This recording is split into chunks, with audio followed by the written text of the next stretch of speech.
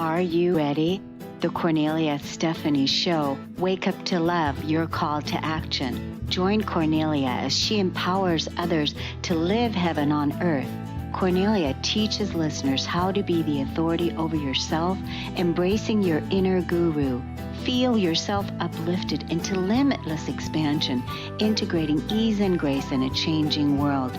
This show will cover topics such as unconditional love, your physical body, how to be in extraordinary relationships, create financial and emotional wealth, embracing entrepreneurship in the new earth.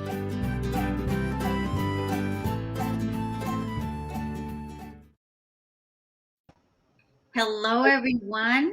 Welcome to the Cornelia Stephanie Show. It's an honor and a pleasure to be with you today. I'm so excited for the show that we have for you in these extraordinary times that we're living here on planet Earth. And all the tools and the resources and everything that we need, we already have. We already have them within. And my guest today is going to help us access those gifts even deeper. So I want to introduce you to Lisa Barnett. She is an internationally recognized author, teacher, and healer with more than 20 years of experience in the spiritual healing forum, and is an authority on connecting people to the ancient wisdom of the Akashic Records. She founded the Akashic Record Knowing School of Wisdom, where thousands of students from around the world have learned to access their own soul's intelligence to live more fulfilled lives. Lisa's workshops and speaking engagements have touched innumerable lives, and her articles can be seen in publications like Science to Sage, Conscious Life Journal, Soul and Spirit, Om Times Magazine, and Elevated Existence Magazine. Today, we're talking about transforming your life utilizing the Akashic field. Welcome to the show today, Lisa Barnett. Thank you so much. I am really thrilled to be here with you, Cornelia. Thank you. Thank you. It's wonderful to have you. I'm excited to talk about your journey and how you have been paving the path for a long time, spreading light on this planet, inspiring people, empowering people, helping people to access their inner wisdom through the Akashic Records, learning the Akashic Records, learning even what the Akashic Records are and what is it about. So I think we should start out by saying, finding out about, how did you get started with in this field, and how did you get started with learning and then teaching about the Akashic Records? Well, I actually started when I was about 3 years old in a kind of unusual sort of way. So I was born very awake. I realized at 3 that I was trapped back in a body. And I really wanted to go back. I didn't want to be here. And so when I was old enough, get 13, to literally start to study, I did, because I felt like I know more than I've learned at school or in my life. And I can remember other lifetimes I had a greater kind of knowing of this expansive history. I actually knew at 13 years old that I came to be a healer. Wow. And so I thought, well, I better try and figure out what this all means. I was in high school. And so luckily I was living in California. It was the late 60s, the 70s. There was lots of new information and books coming to the world at that point, right? So I read everything I could get my hands on. I studied philosophy at the university. I really went on to try and figure out what my memories meant, what these healing past lives were really about. What did people think about reincarnation? And so I was very conscious. And then I had 2 really terrible events happen in my life. My 2 very dearest soul sisters both died. And, quite a couple of years apart, but one actually died of a brain tumor, and the other died in a very kind of freak car accident.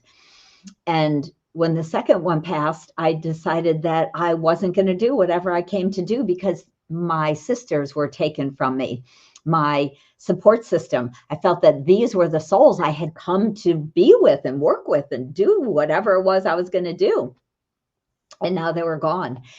And so I, kind of made a U-turn and said, I'm going to go, whatever, be human, whatever that means.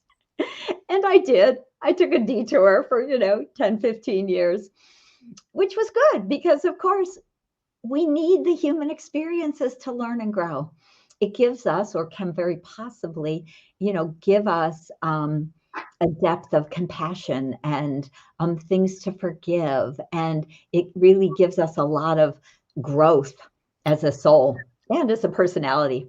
And so those were the experiences I had. And when I woke up again and realized, oh, heck, that's right, I came to be a healer, I better get on it. By then I was almost 40. And I went back and started studying healing. And I was able to do that while I raised my children and started a little healing center. And every once in a while I was doing an energy healing reading for a client, I get this big kind of booming voice and all this very expansive information, like all these past lives and the soul plan and what they wanted to do. And it was like, wow, that was amazing. And it actually went on for almost 5 years before I realized, I was a little slow, before I realized that I was speaking to the Akashic record keepers. Now, again, back in the 90s, very few people knew what the records were about, even knew that there were Akashic records. I was blessed because my teacher had said, go up to the gates of the Akashic records, ask the record keepers for energy to fill your client up after you do a healing for them. So I knew there was Akashic records. I knew they had gates, and I knew I wasn't allowed in. But I could see that energy come in for my clients when I would do a healing session and then ask for that energy to fill them up. And so when I got this big, expansive information, it didn't dawn on me that I was talking to the record keepers because my teacher said you don't get to go in, right? So again, it was, times were changing. The energy was just starting to raise. Most people, when I talked about the Akashic records back then, people would be like, the what are you talking about? And so, again, it was really a process through the 90s into, that big shift of energy of 2000. If you remember that, like, wow, was the world going to blow up? It's 2000, right? And so, but what I've noticed seriously over the last 20 years is that people now have heard of the Akashic records because many of us have been doing what the Akashic record keepers requested, which was to help bring this Akashic energy and wisdom back to humanity. So it's been a life process. Yeah, it's wonderful. I love how you told the story from early on.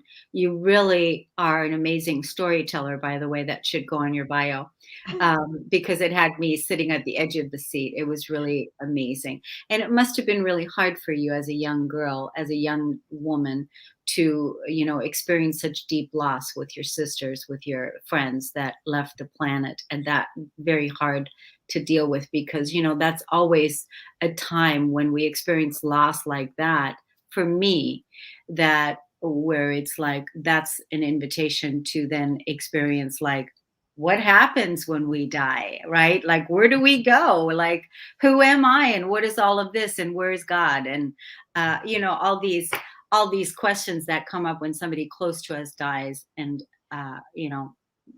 prompts that, right?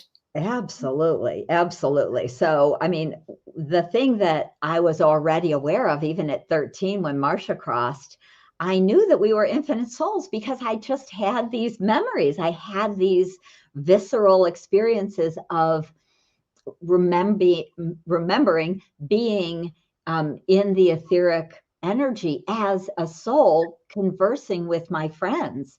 And Mm. so I honestly waited all night long when both of them crossed for them to come and say goodbye. Like, please come say bye. Please come say something to me. And I remember being really so sad when I didn't get to talk to them, didn't get to say goodbye. I had really hoped it would be very realistic, like I could remember in the etheric field. But what I realized much later was that my lack of ability to say goodbye, my lack of really kind of any support, and it was just very unconscious how traumatic losing my two soul sisters would be.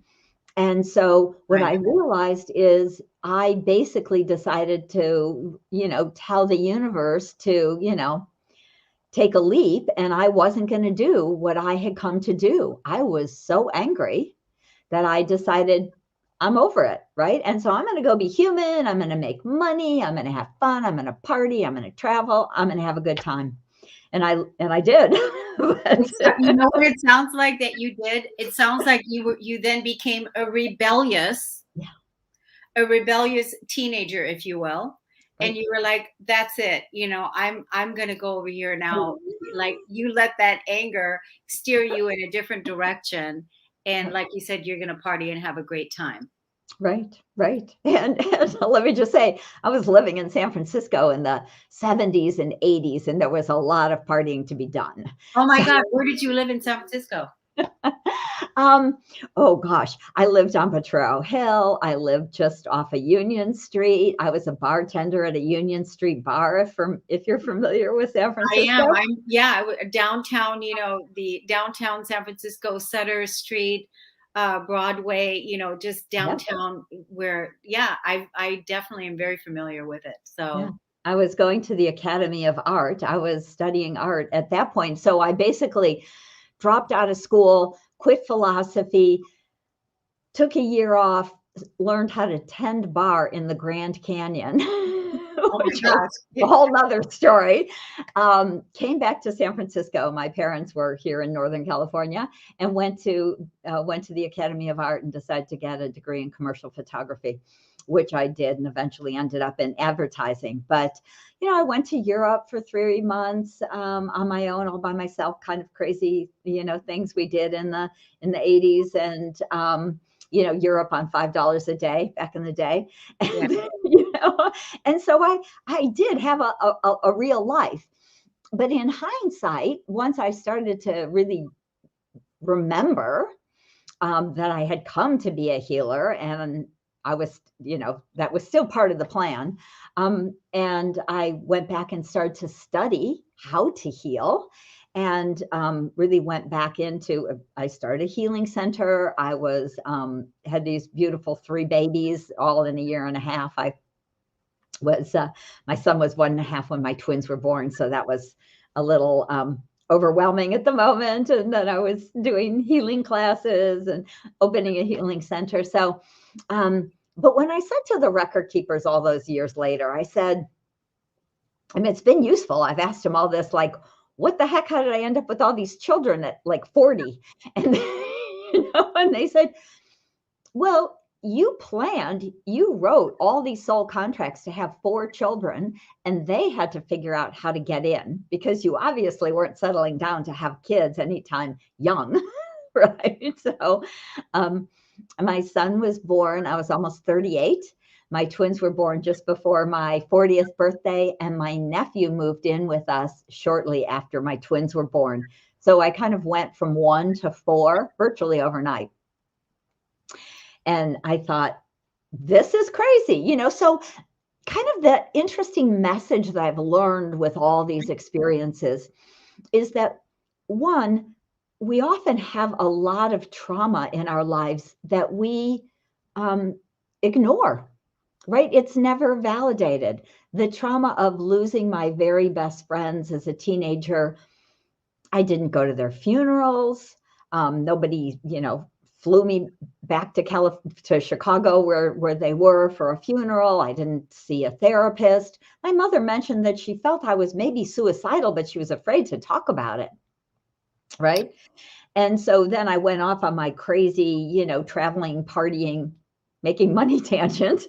And no one ever said anything. It wasn't until I literally came down with chronic fatigue that I went back and worked with an energy healer, an acupuncturist, a psychic who was like, what's wrong with you? You're a healer. What are you doing in advertising? Right. Yeah. And until I realized I was really deeply traumatized. And I was, From losing your sisters. That's why I said that early on, is that that must have been a really, really hard thing for you when to lose somebody so close to you at such an early age.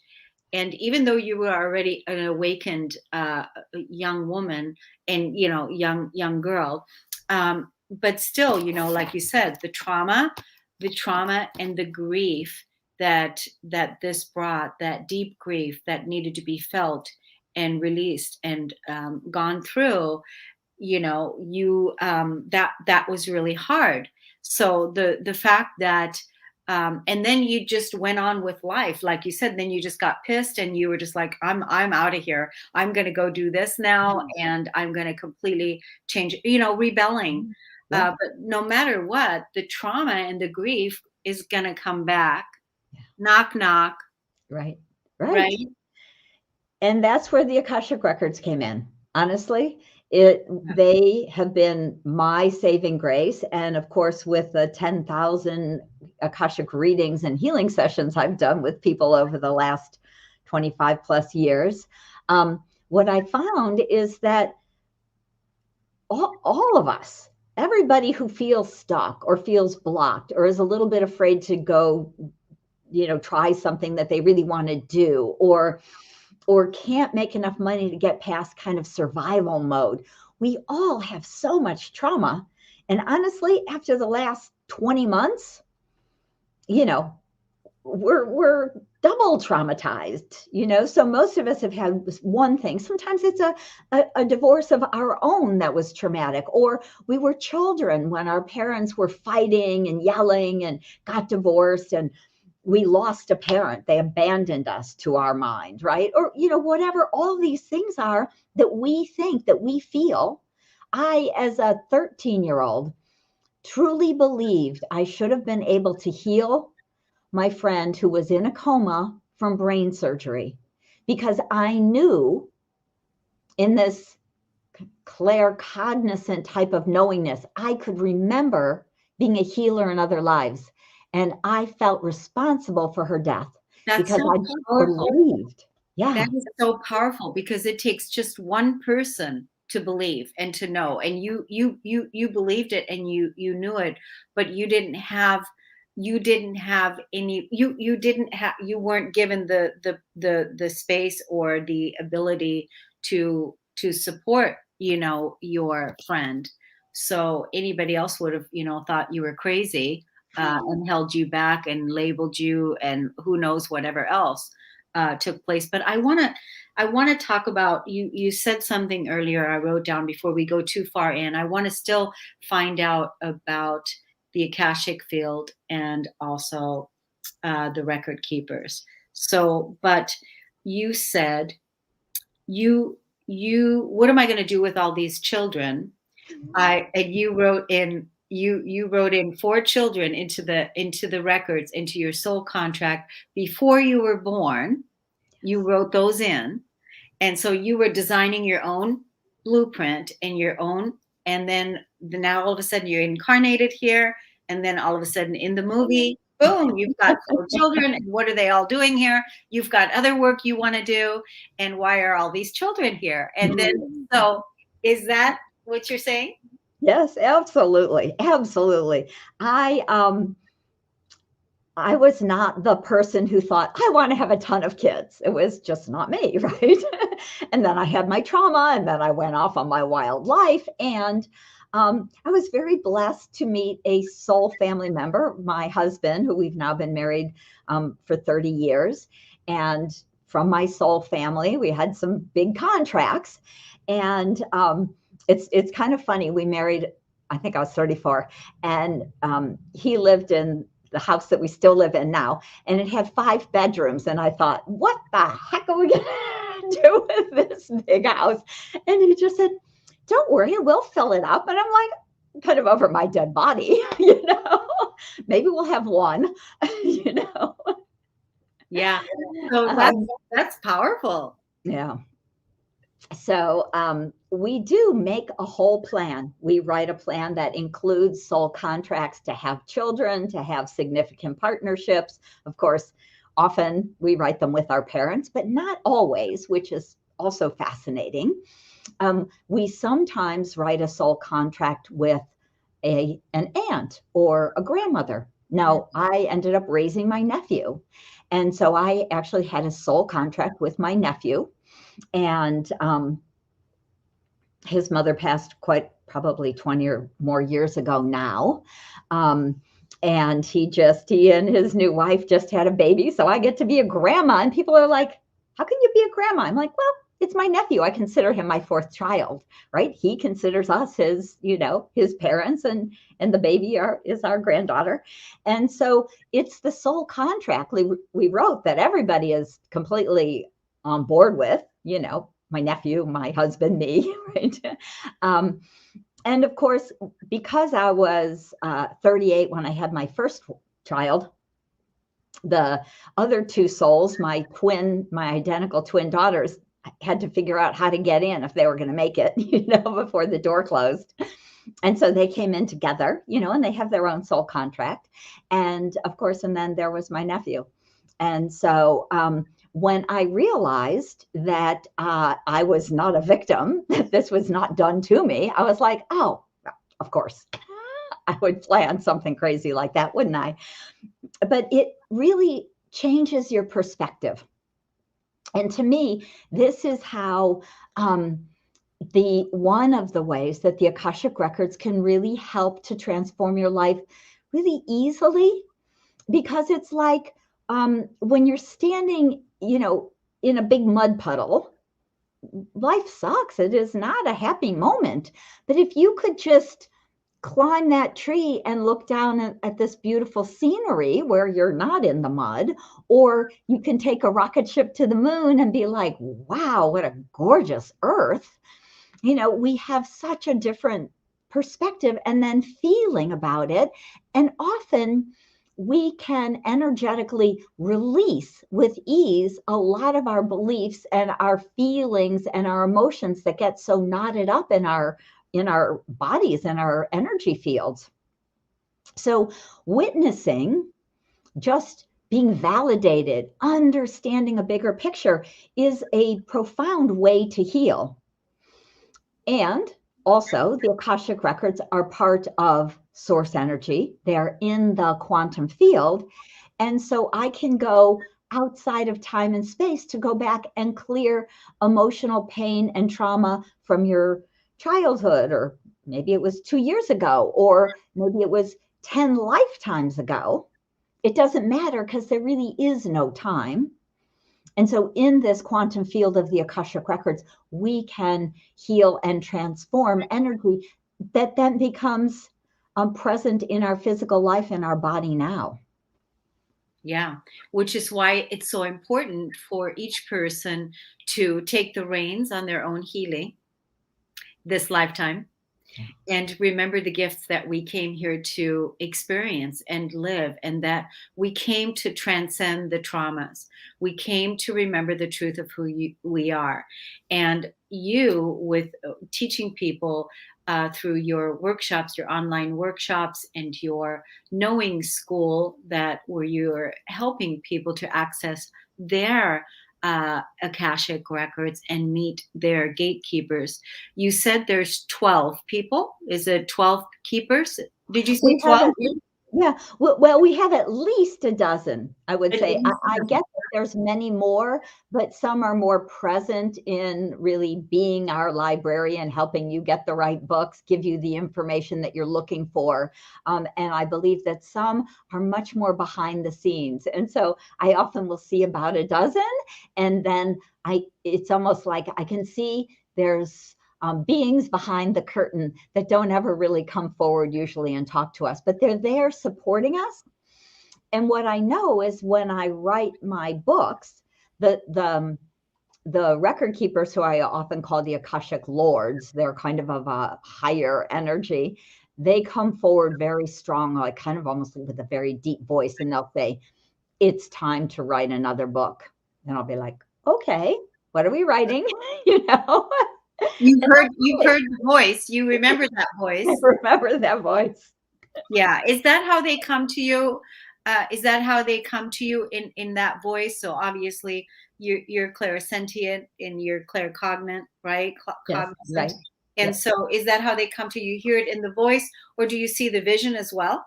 I do see images. So when the record keepers all those years ago were trying to get my attention, when I was just doing energy healing for my clients and I didn't know I could talk to the record keepers, they came through very strongly to try and get my attention. And now, when I teach people to access the records and when I access my own, it's more claircognizance. It's that clear knowingness. I often will get almost like a energy feeling with the message. I just know it. It's like I hear it, but there's no big voice anymore. It's like I can just let it flow through. Oh yeah, yeah. And so they only yell, I say, when they really want to get my attention, like when it's time to write another book and I'm ignoring them. Yeah, when you're basically when you're not listening. So it's like they know how to get your attention. I They want to do. tell the audience about where to find your books and where to go. So you've got books. Do you have books on Amazon? Yes, my two books right now are both on Amazon. The Infinite Wisdom of the Akashic Records is a perfect how to access your own Akashic record book. So if you're curious to learn to access your own records, you want to try it out with a book, The Infinite Wisdom of the Akashic Records is just that. I literally give you my 5-step wisdom prayer system in that book. And then I also teach that as a 12-hour workshop online, which has much more information, meditation, me holding the energy and answering your questions. But book is a great place to start. And the other book is called From Questioning to Knowing, with 73 prayers to transform your life. So to me, that's really more of that would be the first book for a lot of people who want to know more about the Akashic Records, who want to start doing some healing for themselves, to heal old patterns of blame and shame and guilt and anger and grief. There's 2 prayers for grief in there. And so that's a great book if you would like to start doing some energy healing with the Akashic masters and teachers and lords who are here holding that energy and that vibration. I channel the prayers from the Akashic field. They hold the energy and assist with the healing for us. So it's a great place to start if you feel like you've got some blocks or things that you would like to clear, maybe, and learn more about your family. Why would I pick this family? Or, why, what was I thinking when I came into this body? So Yeah. lots of information in that book, which is From Questioning to Knowing, 73 Prayers to Transform Your Life, both Yeah, on I love Amazon. the books. I love they sound incredible. Definitely go check them out on Amazon. And it's Lisa Barnett is two T's at the end. Make sure that you go check it out. Lisa, I want to tell you, our time is up. Do you have a website that you want to send people Oh, to? absolutely. So my website is akashicknowing.com. And You'll also find my books on the website, with links if you don't remember the names. My workshops, my online workshops are there. I do Akashic healing sessions for clients still. And so lots and lots of information. There's a free gift on my website at akashicknowing.com, a beautiful guided journey into the Akashic Records. If you would like to experience more of that Akashic energy, you can download that for free right there on the homepage. And I look forward to hearing from some of you. Good. And Lisa, I want you to come back. I want to talk to you more. Definitely, let's schedule another podcast together with you. And when let's time it to where when you're doing another online workshop, that we can then promote that as well for you, so that more people can rise into their greatest potential. Thank you so much, Lisa, for being here. It's wonderful to meet you today. No, thank you so much. It was lovely. Thank you. Thanks, everybody. We'll see you next time. Take good care. Bye-bye.